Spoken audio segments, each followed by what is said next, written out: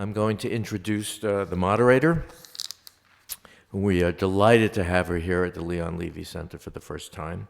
Annette Gordon-Reed is a legal scholar, historian whose 2008 investigation of slavery in the American colonial period and the early American Republic, the Hemmingses of Monticello, an American family, won many awards, including the National Book Award, the Pulitzer Prize.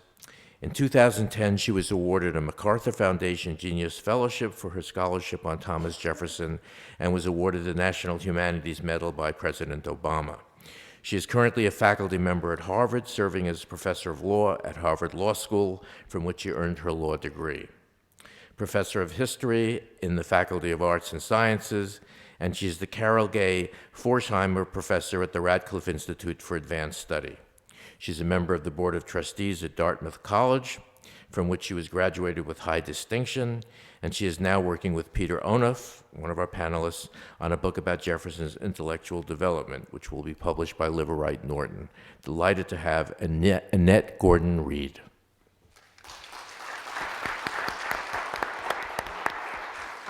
Thank you very much, and I too give my thanks to everybody for their stamina for sticking with this and being here this evening. We hope to have a lively panel, and I am the moderator, and I plan to ride herd on everybody. I've asked them to make a short 5-minute statement about the subject. We're talking about the Founding Fathers as literary figures. We're going to go in order of alphabetical order here, starting with Richard Bernstein, who was my former colleague at New York Law School. He teaches at City College now and at New York Law School as well. He's written a wonderful biography of Jefferson and is working on Adams.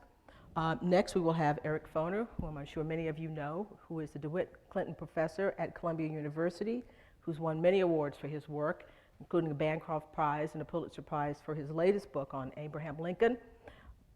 Over here, we have Peter Onuf, who has already been mentioned as my co-author on a book that we're working on now about Jefferson. This is a very top-heavy Jefferson panel. I'm going to try to mix things up a bit here with Adams over here. Peter is the Thomas Jefferson Memorial Foundation Professor Emeritus at the University of Virginia. He is now the Senior Fellow at the Robert H. Smith International Center for Jefferson Studies at Monticello. Can't get him out of Monticello. He's up on the mountain now. And he will speak last. And after that, there's short statements.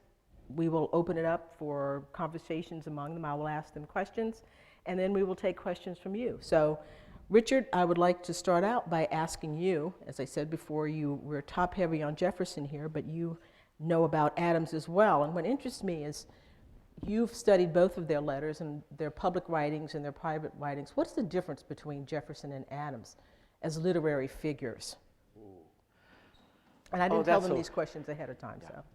That's actually a lovely question, because when you read, there's this wonderful book, it's called The Adams-Jefferson Letters. It's edited by Leonard Capin, and it has all the letters, surviving letters that we have between Jefferson and John Adams, and also some between Jefferson and Abigail Adams. And when you read them, one thing's sure. The thing that they have in common is they both had as their hero the Roman senator, politician, philosophical recycler Marcus Cicero.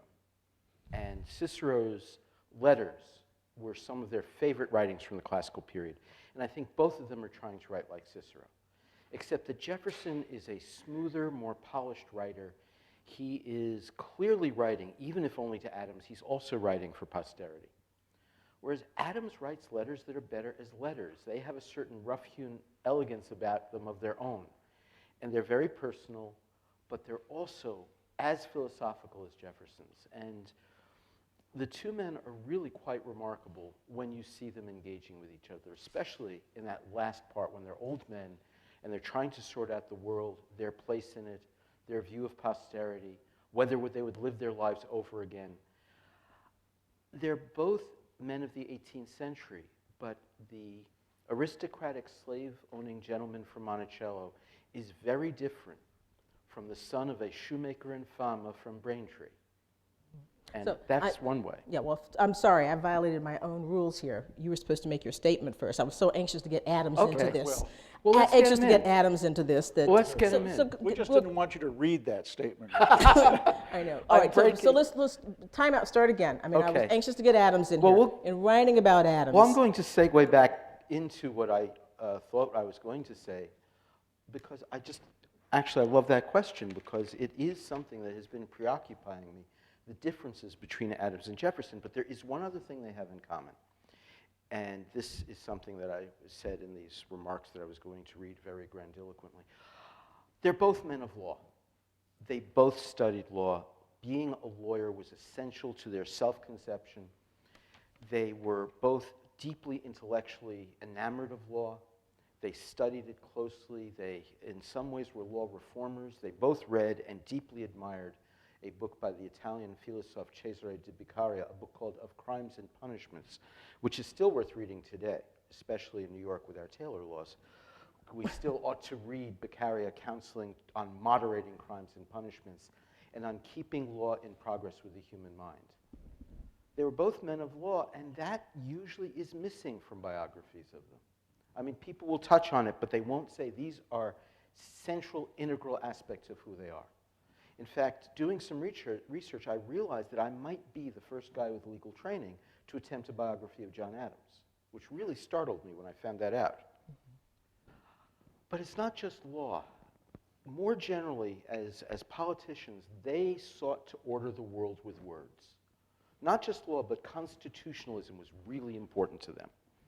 And this is something that was really important to my life of Jefferson and is going to be in some ways even more important to my life of John Adams, because Jefferson was very wide-ranging. Adams was comparatively narrow and focused, and his central preoccupation was constitutional government. Other than Abigail, constitutionalism was the thing that got him out of bed every morning and the thing he thought about going to sleep every night. So I want to try to make clear in my Adams book, as I did in my Jefferson book, just how important law and using law and constitution making as a way of ordering the world was to both of them. Mm-hmm. So Eric, we'll go back to my original plan, your Okay. statement, sorry. Okay. Well, I'm very happy to be here, and thank you for inviting me, and to the audience for your stamina, has been said. I have to admit that when I was invited, I sort of came to think of, I'm sure as a historian you think of some kind of weird things, but I'm sure it's fresh in your mind, the 1992 vice presidential debate between Al Gore, Dan Quayle, and Admiral Stockdale, the vice presidential candidate of Ross Perot. And when it came his turn to speak, he began by saying, "I don't know why I'm here." Yeah, I remember that. And I kind of feel the same way in that I'm not a biographer. I read biographies. In fact, I'm not even qualified to be a biographer. As my wife keeps reminding me, I have almost no psychological insight into other people. So I'm not the right person to write biographies. But I have written about two famous people, one Tom Paine and one Abraham Lincoln. Both of whom, this may be surprising, both of whom I think it's very hard to write a biography of. And you might say that's kind of weird for Lincoln because there were hundreds, if not thousands, of biographies. Because we know very, very little about their private lives, actually. Now with Paine, it's absurd. Paine came to the United States at the age of 37. We know almost nothing about Paine's life before he comes to the United States. He's formed by, one would assume, by the time he's 37, and yet it's mostly speculation. We know of a job he had, tax collector, not a very popular job. We know he was married twice. His first wife died soon after they were married. The second one, something happened, we don't know what, and they got divorced, which was rather unusual in 18th century England. His papers were burned or destroyed. Even his bones have disappeared. We don't even know where they are. Most people who have written about Paine are partisans. They either love him or hate him. And so it's a problem. Lincoln, there are thousands of works, but oddly enough, we know very little about Lincoln's early life also, except through reminiscences which are mostly unreliable of people after he died. People, his law partner Herndon went around interviewing people who'd known him as a kid, and of course, they remembered him through what they knew. Oh yeah, when he was 5 years old, he said, "I'm going to free the slaves," Absolutely. So in both and Lincoln didn't reveal himself either. He did not write letters, he did not keep a diary, he did not confide in people. We have a little Jefferson fraternity here. The works of Jefferson are what? Over 100 volumes now, right? And growing. The works of Lincoln are 7 volumes, and mostly speeches. So Jefferson, he's writing letters all the time. So is Adams, not either Paine or Lincoln. So you have to go, and with their public writings, their public actions, their statements. And in the case of Paine, I think that is okay, because Paine, that's why he's important, his writings. He's not an original thinker, although what that means, who is an original thinker in a sense, but he's a publicist, he's a propagandist, and he is really the inventor of a new literary style for political writing.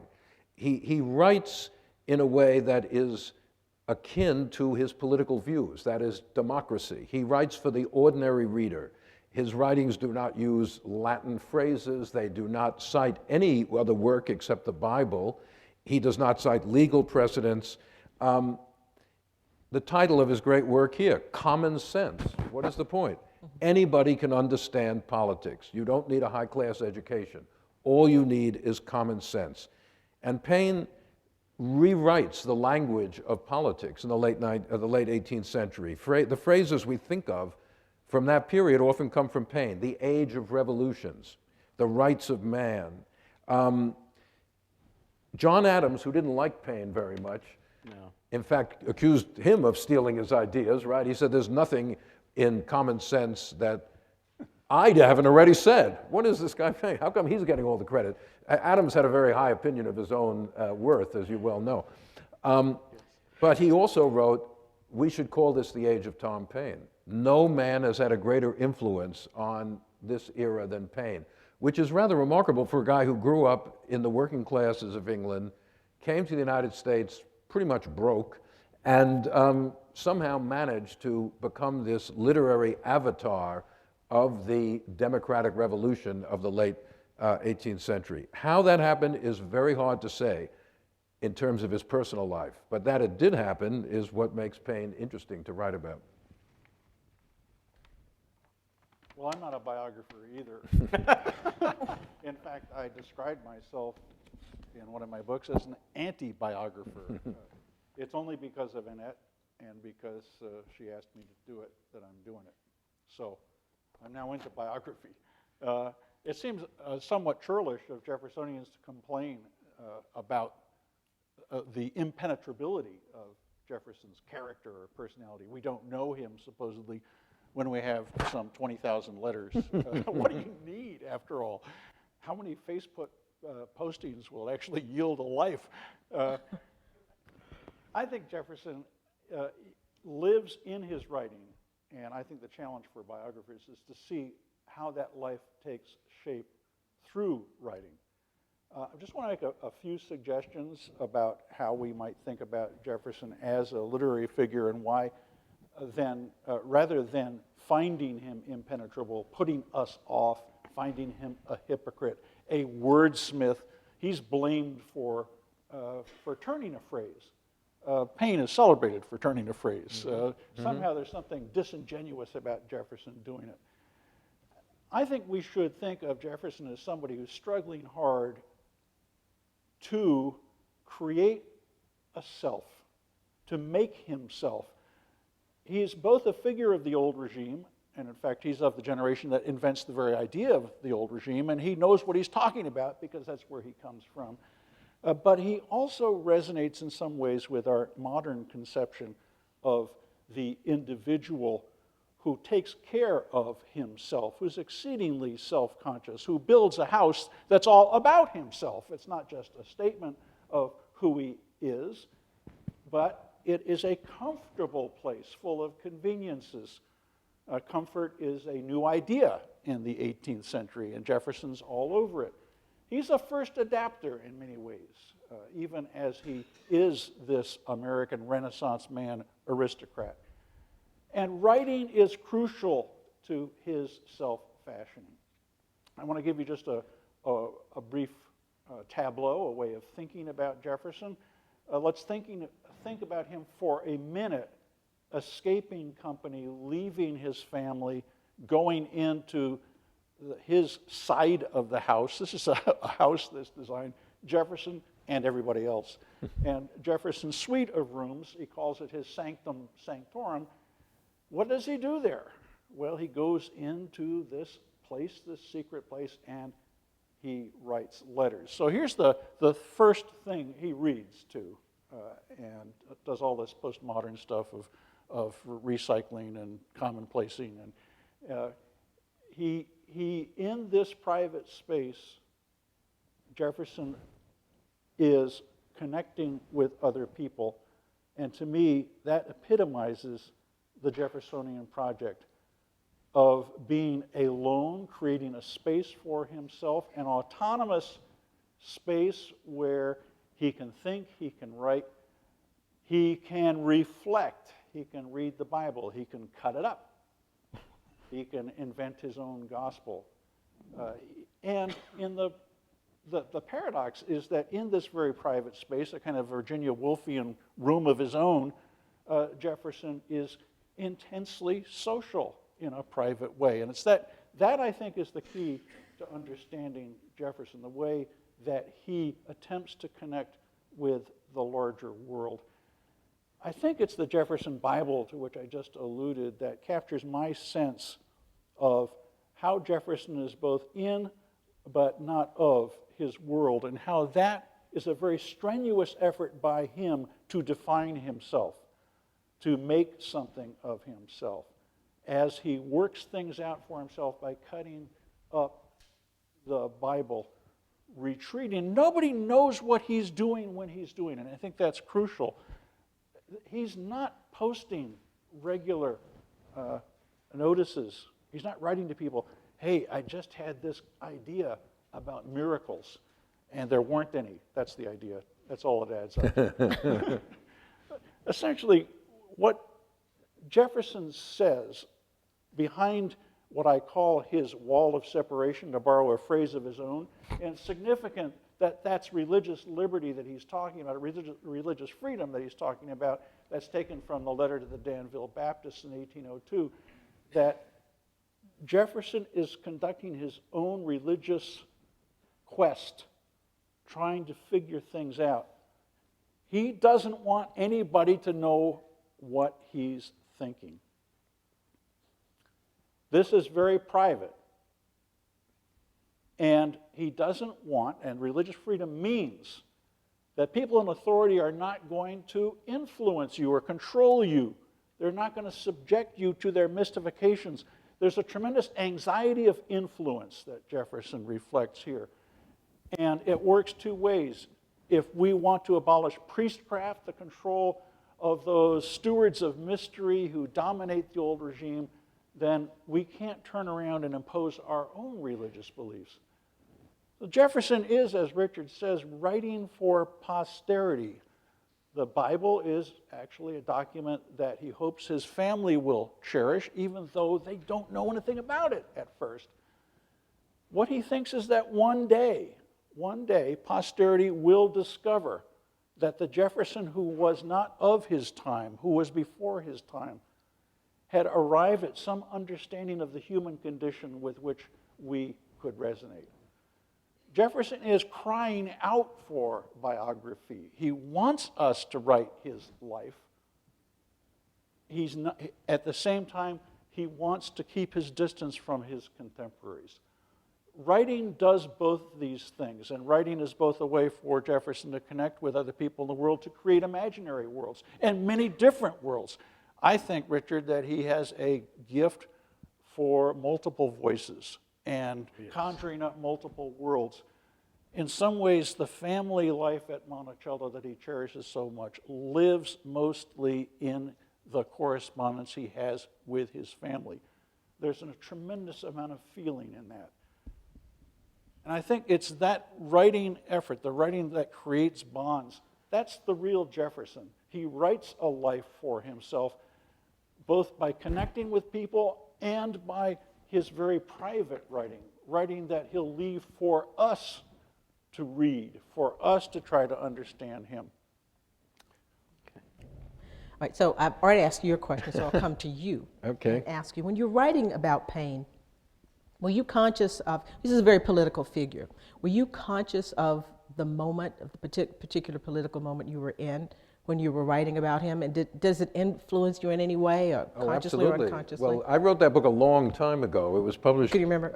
It published in 1976 for the bicentennial of American independence, right? And of course, as you all know, when a book appears, it's the product of a number of years. So it's really a product of the 60s in a sense. And I was very aware of the time I was writing in. And indeed, that book was originated as the first chapter of a book that I never wrote, which was a book about the history of radicalism in America, because the 60s got me very interested in that history.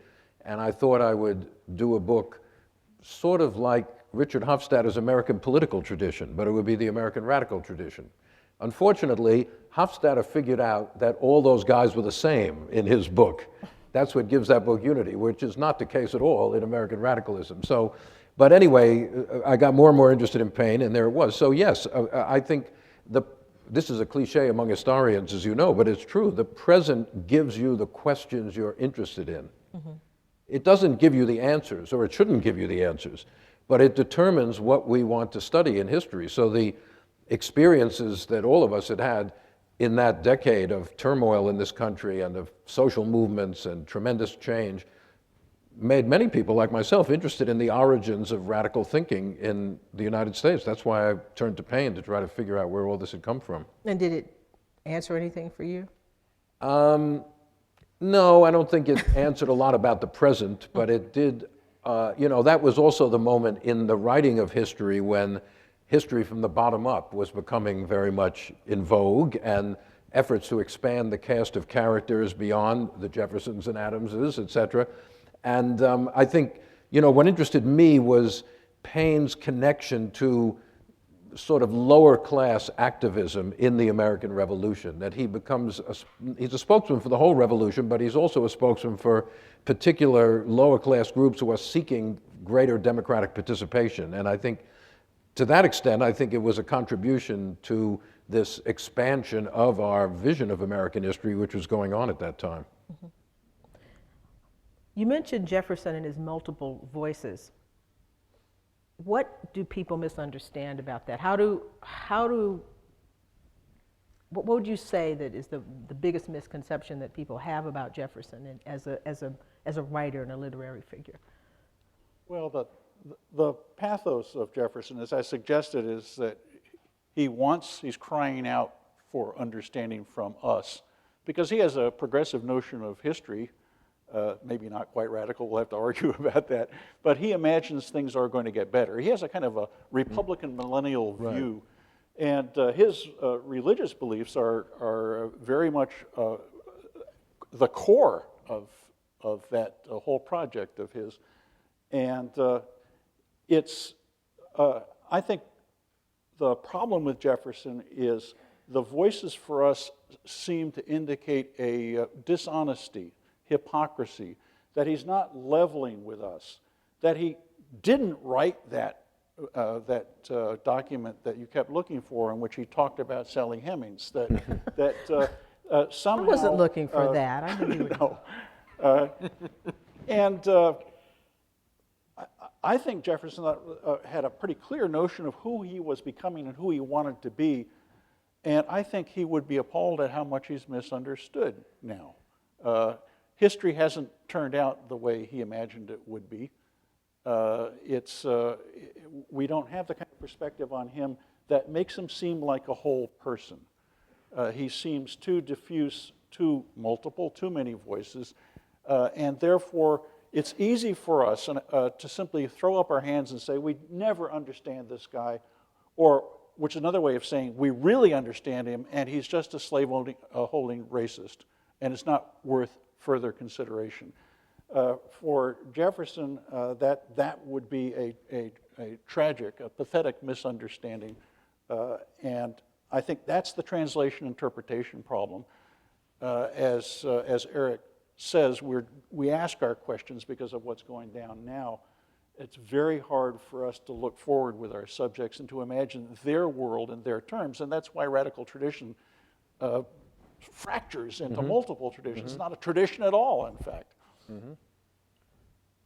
I mean, one thing I would say, and I tell this to my students every year, twice a year, we have to remember that Jefferson is the guy who gives us the standards by which we judge him. Jefferson is the guy who articulates the ideal of American public life, the ideal of American equality and American promise, and then we judge him by it. And no other founding guy is in that position. No other first-rank American political figure is in that position, except maybe Lincoln, maybe. Perhaps Lincoln. And one of the things that I found interesting as I was listening to you, Peter, is in some ways what you're describing is very much a pretty good description of John Adams as well, except for one thing. Jefferson does fashion a series of selves because he's not enamored of conflict. He is very conflict averse. He wants to be friends with and in a friendly relationship with whoever he's writing to and whoever he's answering in his correspondence. John Adams doesn't care. Right. The man starts life as a lawyer, as a litigator. There's an online website, Which Founding Father Are You? And one of the questions is something, I don't remember the question, but one of the answers is, and if you pick the answer, you're John Adams. Well, I live in a constant simmering state of grumpiness anyway, so what? But the thing about John Adams is, unlike Jefferson, Adams is he's always who he is. He doesn't have to fashion who he wants to be. He's always Farmer John of Braintree. He's always the son of Deacon John Adams. And as I was preparing to work on my Adams book, I found this amazing article, which is, I don't think anybody else has really noticed it for years. You probably remember the historian Stephen Kurtz, who wrote a great book on the presidency of John Adams. He wrote a little article in the late 60s called something like Notes on the Statecraft of John Adams. And one of the first things he said in it that totally blew my mind was, of course John Adams wasn't original. He wasn't trying to be. Jefferson was trying to engage originally and creatively with the past to address the future. Adams was trying to engage creatively with the past to channel the best of the past toward the future. He wasn't trying to be original. He was a distiller. He was the huge 3-volume work that has defeated just about every Adams scholar except Henry Steele Commager and Richard Samuelson, the defense of the constitutions of the United States that Adams wrote in 87 and 88. It's a textbook on comparative government. He's copying stuff out of books and stringing it together with his own comments to educate his readers and to educate posterity. And he's not claiming anything original, except that he is so bound up with his own ideas. Like so many of the first-rank founding guys, he has an intensely personal stake in his ideas. They matter because he has found them and articulated them, even though they're not original. And they matter because he needs posterity to understand. It's why he and Thomas Paine never get on. Right. Paine says at one point to some French family he's staying with, well, we could burn every library in the world and start over with Rights of Man, and we'd be much better off. And even his admiring French friends think this is a little bit much. Adams would have thought this was horrifying, because Adams says you don't throw away the accumulated wisdom of the past. You engage with it. You listen to it. You learn from it. And so that's the two big ways that Adams differ from Jefferson. Adams has a predisposition to learn from the past, and Jefferson has a predisposition to argue with it. Well, Adams thinks that human nature is not changing, Right. ever. And so you can develop a political science and political psychology that's good for the ages. So how would you relate psychology with his conception of history? I'm not sure I would. I would say I've this. suggested that Jefferson's project is very much shaped by his understanding of the progressive possibilities of history. Of course, it's always in danger of regressing. The whole project could be destroyed. But in his optimistic moments, he needs to embrace. It's his faith that there is a future and it's going to be better, and that shapes his psychology. Conflict aversion has something to do with bringing that moment on. Well, Adams has a more modest and limited sense of faith Well, in he's the future. neurotic. Well, that's a dangerous thing to do. To say, his ideas can be explained because he's neurotic. I mean, I think, But isn't he? yes, but there's something more there. To him, the ideas make sense. And I think it's because he sees, like Jefferson, yes, the possibilities are there, but they can collapse. But Adams is convinced that the possibilities can collapse because of defects in the nature of man that cannot be overcome. And Jefferson is convinced that somehow you can get beyond those defects. You can create some sort of new man. Adams is not convinced of that. Frankly, I'm not so sure that Adams is wrong. Maybe that means I'm neurotic. Well, I was going to ask you, how does that change your approach to writing about them? I mean, your response to them? I mean, I am wary of anybody who practices, and I'm not saying, Peter, that you're doing this. There are other people who have done this, including a very, very famous and very wealthy popularizer whose name I will not state in this room. I wonder who you're talking about. Who will reduce Adams to a character and reduce everything about Adams to a character, including his political ideas to expressions of his character and nothing more. But I think that's a mistake. I was influenced deeply by this letter that Niccolo Machiavelli wrote to a friend of his, in which he pictures his life. He's in exile from Florence. He's in enforced retirement. He's working on his farm just out of the side of the city. But every night he goes inside, he takes off his grubby farming clothes, he puts on his robes of state, he sits down at his table, and he engages with the great political thinkers of the Western tradition, of antiquity. And in their kindness, they answer every question he puts to them, and he is in this realm which is the closest thing to paradise that he knows. And I am deeply convinced that that letter describes what John Adams is doing. But here's the odd thing. I mean, I'm sure you're right, and that's why Paine and Adams, Paine is the opposite, completely Absolute the opposite. opposite. Paine says, you know, we have it in our power to begin the world over again, right? The past is just a burden. It can be eliminated. Whether it's libraries, forms of government, you can just break out of that and start something new. And yet that is the American frame of mind in a certain sense, that the past is just a burden to be moved away from. Somehow Paine, who has lived his entire life in England, arrives here, you know, within a year he has captured something about the American psyche, if there is such a thing, that Adams never quite did. Now Jefferson does too. Jefferson is very forward-looking, but Paine is even more so. That's why so many different political tendencies kind of claim Paine. Paine is a hero of radicals of one kind or another, but Ronald Reagan loved to quote Paine, partly because he just wanted to stick it to the liberals, you know, and annoy them by quoting Paine, I think, but also because he also was in this notion of absolute optimism, forward-looking, human nature. There is no such thing. We can just go and do whatever we want. It may be a little Pollyanna-ish, let us say, but it does somehow, it resonated with people. When Paine says the birthday of a new world is at hand, that's the psyche of the American Revolution for many people. And Adams's kind of, you know, annoyingly backward-looking view of governments and constitutions may be more erudite and may even be more accurate, but doesn't quite capture a spirit of revolution that is going on. But Eric, don't you think that when you read Paine that you know him? Isn't there a kind of romantic authenticity, a premonition of romantic authenticity? It's almost impossible to know Paine as a person.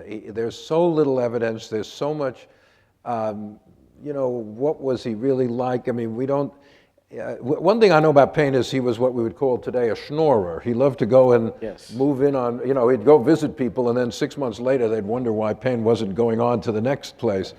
But, he's a romantic revolutionary to some extent. Supposedly, this is the turn of phrase business. Was it Franklin said to him, where liberty is, that is my country. And Paine said, well, where liberty is not, that is my country. Mm-hmm. I want to be where the revolution is taking place. Mm-hmm. Didn't do so well in France, though. I mean, first of all, he didn't speak French, which was a bit of a problem in France. The French are not that accommodating for people who don't speak French, especially when they're a member of the National Convention. Yeah, he was elected. French citizen. Right, but he didn't understand the French situation at all. But he wrote one of the great defenses of the French Revolution, of course, in The Rights of Man.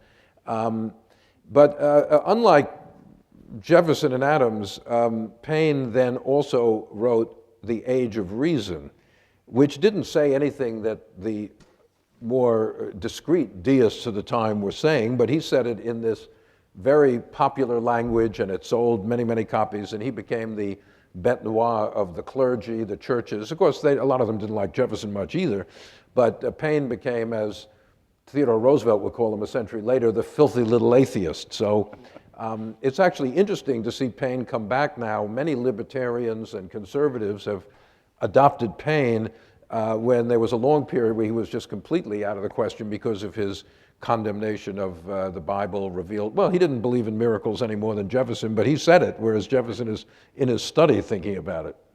Yeah, Jefferson was very careful to keep his religious views to himself, sharing them only with a few trusted friends, one of whom was John Adams. Right. Interestingly enough, so far as I can tell, the one friend he never, ever disclosed his religious views to was his closest political friend, James Madison. He's silent, and we don't know anything about Madison's views either, because Madison is probably even more tactful than Jefferson.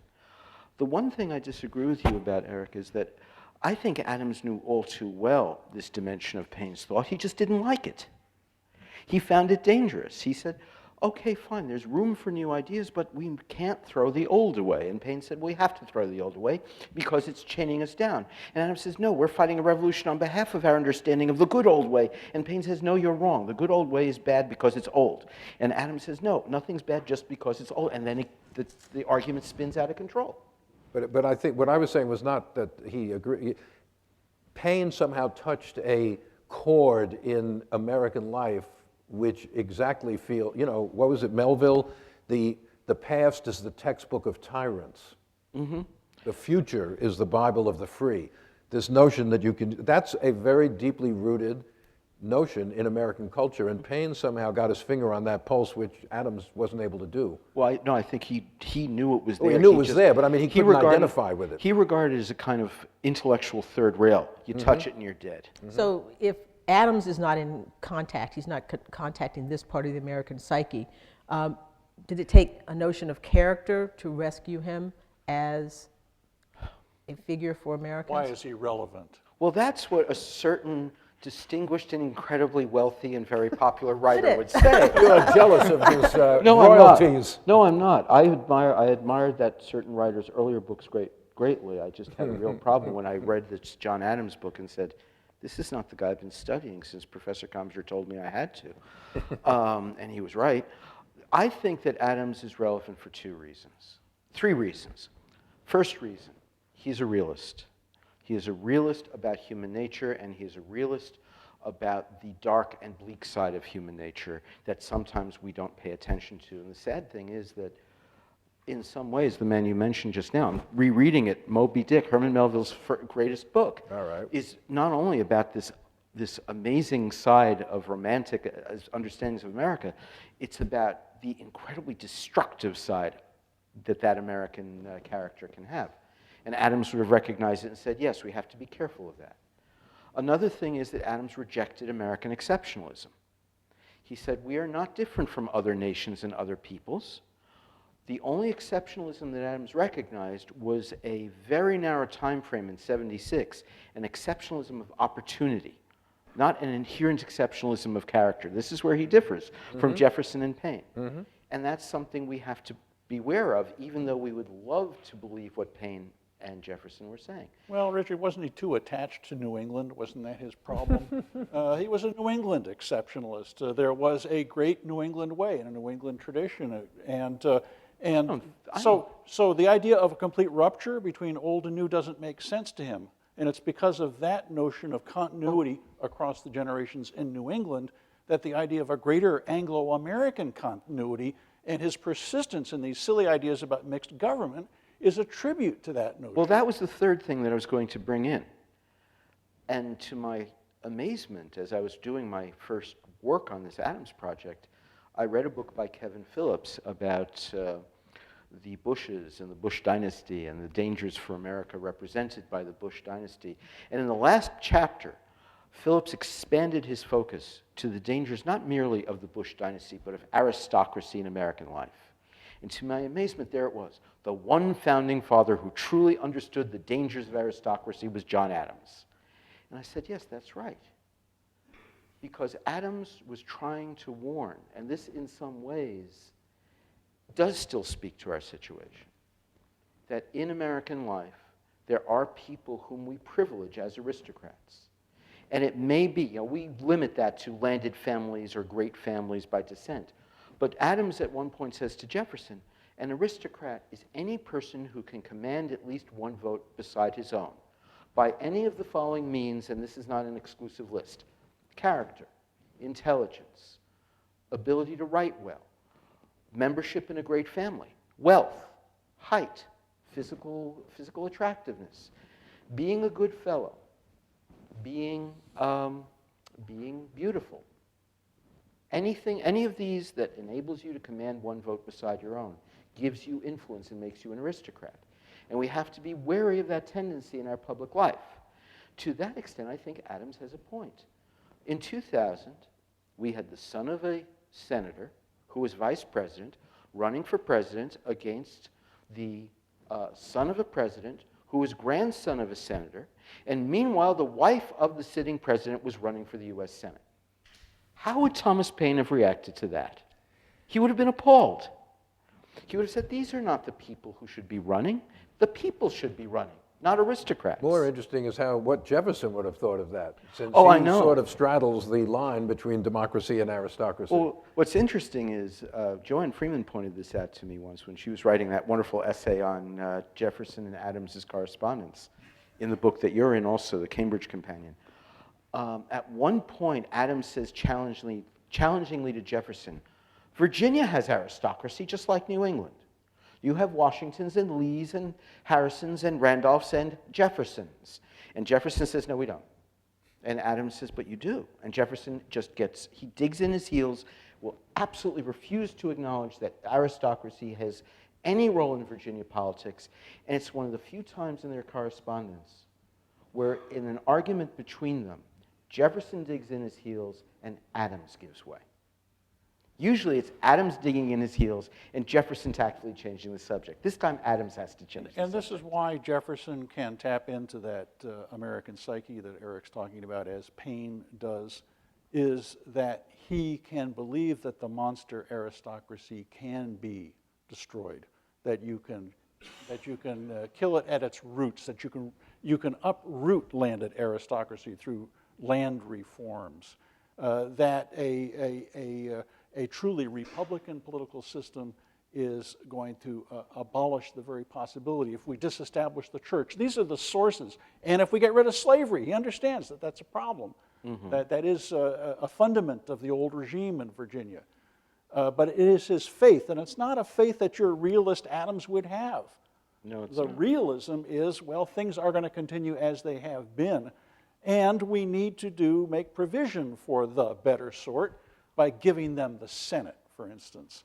And he may be right in his discussion of emulation and what drives people, political psychology, and he may be prophetic in terms of the kind of aristocracy we have now in this great age of inequality, but he doesn't capture the spirit of the very possibility of transcending that. That realism can be a kind of fatalism. You know, another indication of Paine's forward-looking nature, which differentiates him a little, I think, from the others, is it's also based on economic development, what we would call economic development and scientific development. You know, when Paine goes to France in 1787, he's not going to, the revolution hasn't taken place yet. He's not going to be in the French Revolution. He's going to try to promote this design for an iron bridge that he has designed, and he can't get it built in America, and he thinks someone in France will put up the money. So he's an inventor, and he's a kind of amateur scientist. Of course, many others are in that period too. That's how he met Franklin in the first place, through their interest in science in London.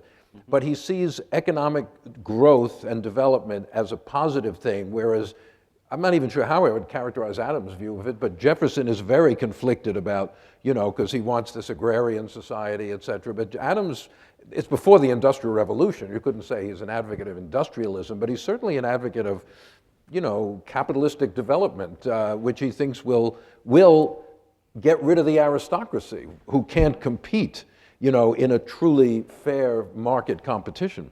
I think that's more Hamilton than Adams. I'm not sure Adams. Hamilton Right, has it's much that more faith. like Hamilton. It's a meritocratic faith, and I think it's one way that Jefferson's and Adams' critiques of Hamilton cohere.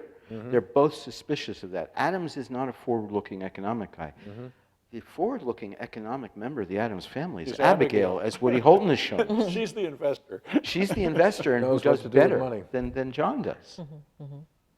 But these are all one thing I want to say, they're very interesting people, and they are people of their own time, and we want them to speak to our time. I want to ask all of you and me, to what extent do they speak to our time? And to what extent are they mired in their time? And to what extent are we, what's the line from Casablanca about, you will many find the lines. conversation a trifle one-sided when we talk to them? To what extent are we making a mistake by trying to engage them?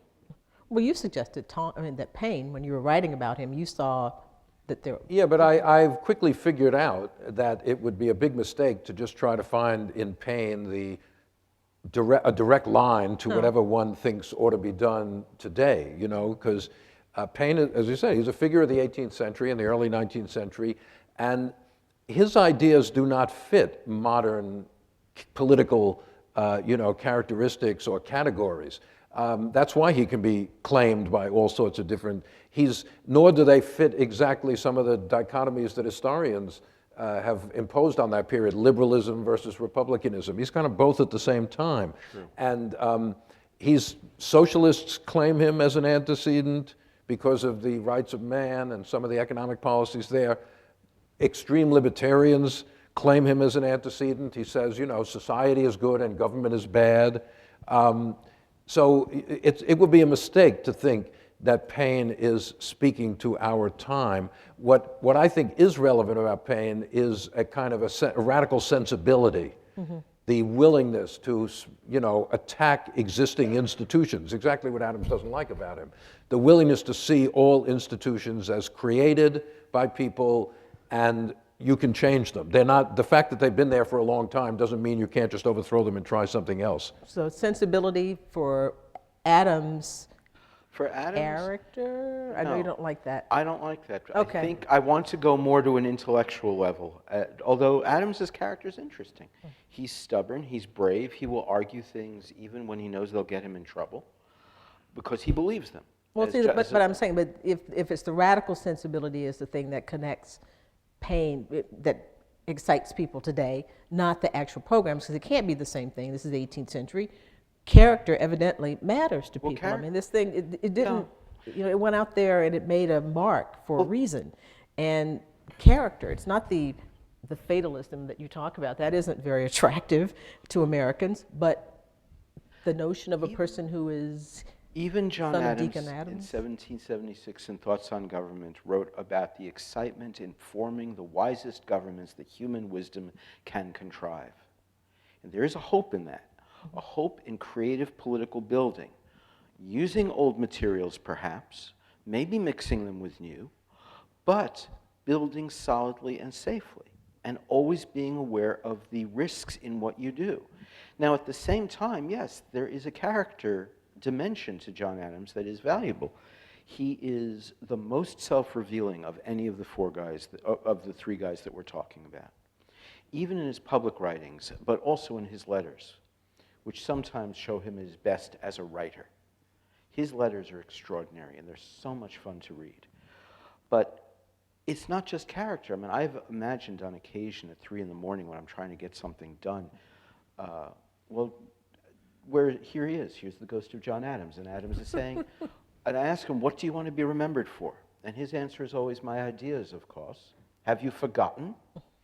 And of course the answer is yes, we have forgotten. And certain of the realistic cautions that he offers to us are as important as the character with which he approaches these great public questions and the task of how to live.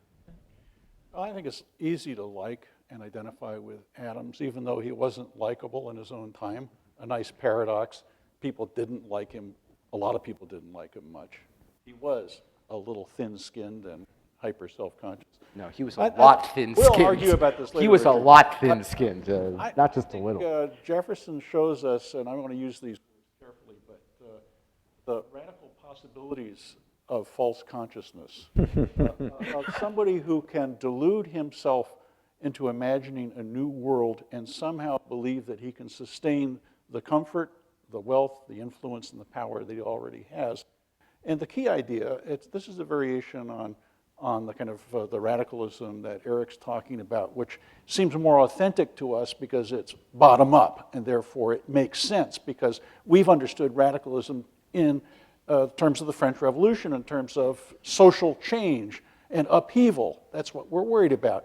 But for Jefferson, the idea that you could have a revolution and it could be a kind of permanent revolution. And at his best and most memorable, Jefferson imagines this generational cycle of renewal. He doesn't know how to pull it off. It's not clear what it would entail, and he certainly wouldn't want it to be punctuated by a servile insurrection, for instance. But he does believe that every generation, as Herb Sloan would tell us in his wonderful book, every generation is like an independent nation, and it has to determine its own destiny.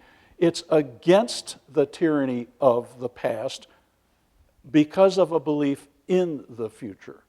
And he would say that your obsession, Mr. Adams, with the British legal constitutional tradition, which keeps him up at 3 a.m. in the morning, that's what keeps us from imagining a different and better future. Is Jefferson consistent on it? Is that something that we can truly take from him and any real inspiration? Probably not. But to his death, he's continuing to try to figure it out in his thinking about ward republics and this notion of how can you decentralize authority to really make a republic work, to make a democracy work. And I think that kind of anti-exceptionalist, he can be called an American exceptionalism, certainly, but the idea that every generation should recreate itself, that's the spirit of radicalism, and that somebody who is one of the most privileged persons of the provincial old regime could think that, could imagine that, is, I think, something we can take away. Okay, so we should stop here, and we would like to take any questions that anyone has about this in any form. Sure, I got one. It was thrilling, truly, to listen to you. So this little complaint you'll have to take with the compliment is that I lost sight, to a certain extent, of these figures as literary figures. What we heard was amazing, and we're all well served by it. So I'd like to redirect us back a little bit, a tiny bit, by returning to something that Richard said at the very beginning, when he said that Adams and Jefferson needed to be understood as men of the law. I think that, and this isn't a question, it's just an observation, I think that the biographical problem for Jefferson and Adams, and perhaps Paine, could well be addressed by realizing something that your discussion did bring out. And that is that both literature and law exist in Western culture, but particularly in the founding of the Republic and in the 19th century, as competing narrative systems. And not only are they competing narrative systems, they're competing normative systems. They vie for space as to how people are to describe the true nature of relationships. Literature imagines human relationships in one way, and the law imagines human relationships in another. And those two systems, you quote Melville to make a point. You quote Adams to make a point. So perhaps maybe the way to think about these men as literary figures is not so much in terms of what they wrote, as so much as that they stand right at the moment with one foot in each camp of literature and law, not only as creators of their own text, but as readers of text. This affection for Cicero and for the literature of the past has to do with the way in which literature shaped who those men were. So I wanted to make an argument for literature and law as a constant point at which American history evolves from the beginning of the Republic forward. But they simultaneously are working within both traditions at that moment. Yes. It's a textual revolution, after all.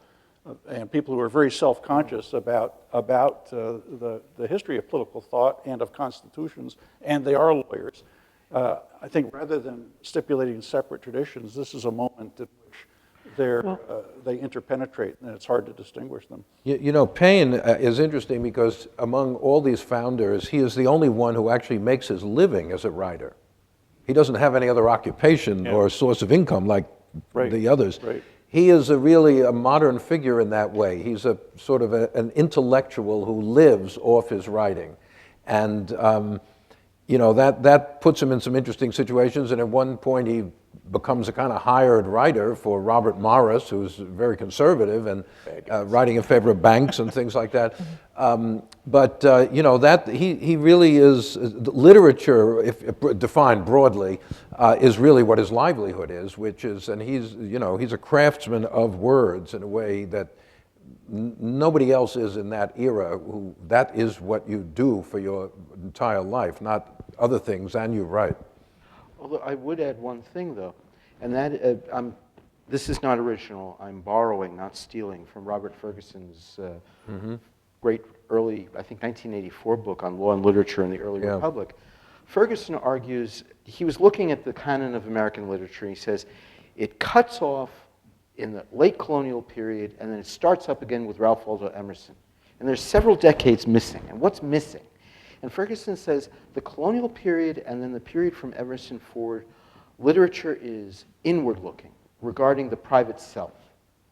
And Ferguson says, what about the literary product of that period from the beginning of the American Revolution to, say, the death of John Marshall and the rise of the young Abraham Lincoln? That's a public regarding literature, a literature that's engaged with great public questions. And in that way, the two realms are not separate. They are cohering somehow. They are fitting together like mortise and tenon, like cut out, like an indenture document. The two pieces fit together. And in particular, I mean, one of the things that Adams is very clear about in his memories of the Revolution is Jefferson succeeds not because of his oratorical gifts, not because of anything except for one thing. He has a happy talent for composition and a peculiar felicity of expression. And virtually every other person who looks at Jefferson, whether they reduce his contribution to that or whether they simply note the man's a great writer, they do note he's a great writer, probably the greatest of his era. Because he does have this extraordinary ability to put things in words, to order the world, the political world with words. Which is why he's the George and Ira Gershwin of the American story. He's written the words and the music. When we argue about liberty, when we argue about equality, when we argue about separation of church and state, we don't argue in John Adams' terminology or Paine's terminology, except when Paine fits with Jefferson, when Paine harmonizes with Jefferson. We argue in Jefferson's terminology. And in that way, he still shapes our lives and still shapes what we do, long after he died. So in many ways, Jefferson's power is a literary power. You know, you can turn Ferguson around for a minute and say that it's remarkable how little good literature there is on the American Revolution. That's true. There are very few good novels. Our literary figures have not tackled the American Revolution very effectively. Often Benjamin Franklin ignores it in his autobiography. Rip Van Winkle sleeps through it. He doesn't ignore it. He doesn't get there. He doesn't get there, right. Rip Van Winkle falls sleeps asleep. through it. Israel Potter spends it in a prison, right? So he doesn't have anything to do with it.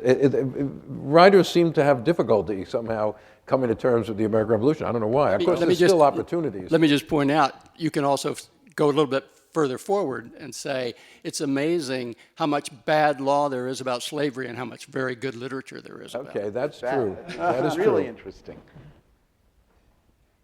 Anyone else? Oh, come on. It's got to be somebody else. No, they've been, go ahead. They've been here a long time. Certainly have. I have a question about the Declaration of Independence. Can you go into a little bit about its genesis and how Jefferson came up with this amazing document in such a short period of time?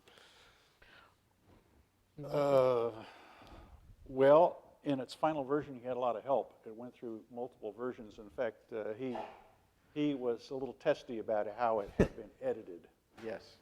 Because a lot of the good stuff, he thought, for instance, his commentary on the slave trade, a few other things that he said that were probably well edited out, that were not going to make a good impression. How was he poised to say these things, granting that he was a great wordsmith?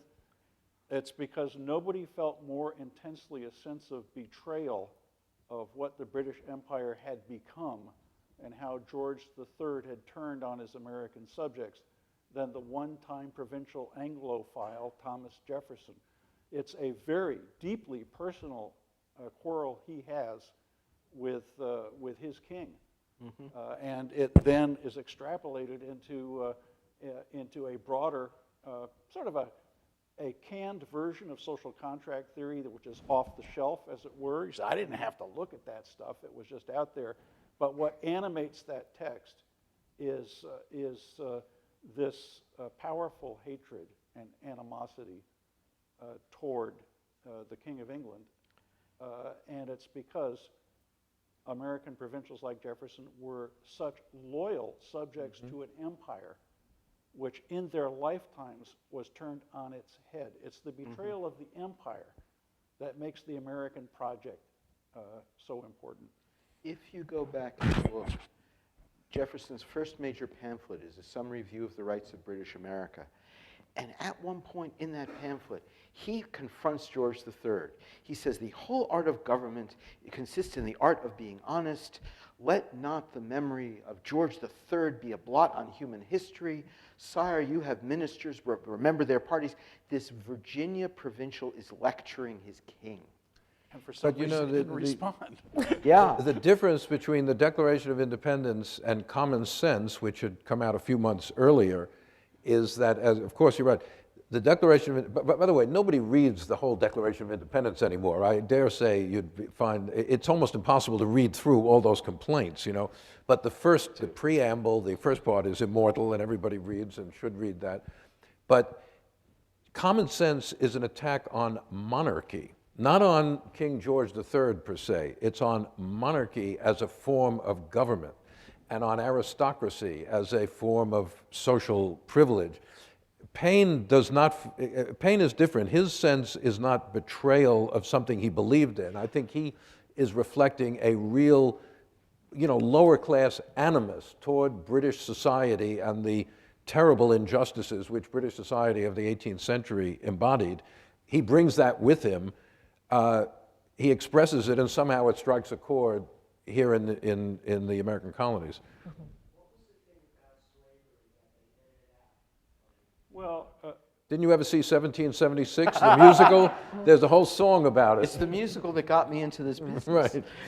yeah, the thing about slavery is, of course, slavery was a system imposed on us.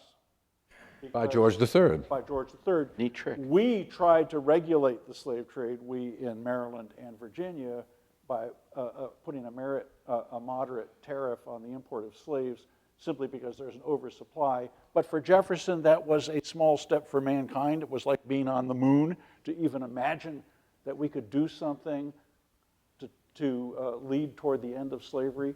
Because in those days, there was this naive belief that if you stopped the slave trade, that would be the end of slavery. And George III, because of the interests of British slavers, imposing this heinous system on poor Americans, that it was so over the top and ridiculous, it would have been counter-suggestive, because at this very time, Samuel Johnson's talking about where the loudest yelps for freedom are coming from slaveholders. This was not a savvy move by Jefferson. It was indeed heartfelt, and I think it did express that enormous sense of George III had this despotic power. He was attempting to exercise this power, and we look back at what happened to us. This is what George did to us.